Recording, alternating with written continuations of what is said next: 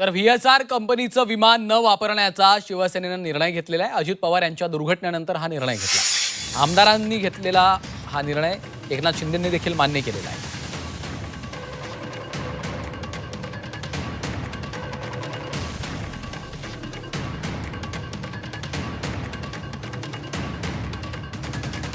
प्रवास हा इतर नेत्यापेक्षा अनेक पटीने जास्त आहे।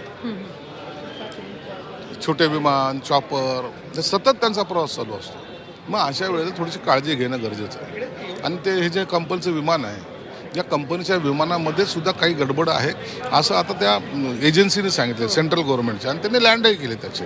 म्हणून असे रिस्की विमानाच्या कंपनीबरोबर त्या विमानात बसूच नाही अशी आमची त्यांना आग्रहाची मागणी होती। शिंदे साहेब आहेत, त्यांना ते काही पाहत नाहीत, सरळ आपले चला कोणतं मिळतं चला चलो असं न करता स्वतःची काळजी घेणं, आपल्या इतर सहकाऱ्यांची काळजी घेणे त्यांचं काम आहे। म्हणून आम्ही त्यांना विनंती केली आणि ते आमच्या विनंतीला जरूर मान देतील।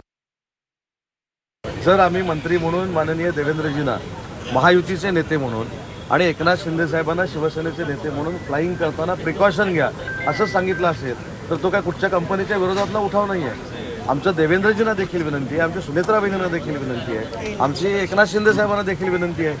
इव्हन विरोधातले नेते जे विमानं वापरतात त्यांना देखील आमची विनंती आणि सूचना आहे की तुमच्या स्टाफकडनं या विमानांची, या हेलिकॉप्टरची व्यवस्थित तपासणी करून तुम्ही याच्यातनं फ्लाय करावं।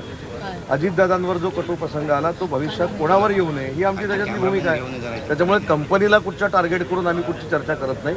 आमची देवेंद्रजींच्या बाबतीत देखील तीच भूमिका आहे, शिंदे साहेबांच्या बाबतीत देखील तीच भूमिका आहे, सुनेत्रा बहिणींच्या बाबतीत देखील तीच भूमिका आहे, आणि विरोधक जे आमचे आहेत, जे विमानानं फिरतात, हेलिकॉप्टरनं फिरतात, त्यांना देखील हीच विनंती आहे। चांगली बाब आहे। जर तसं काय असेल तर मग चुकीचं काय आहे? जर असे अपघातग्रस्त विमान असतील आणि त्याच्यानी जर अपघात होणार असतील तर त्याच्यानी प्रवास न केलेला बरा आहे।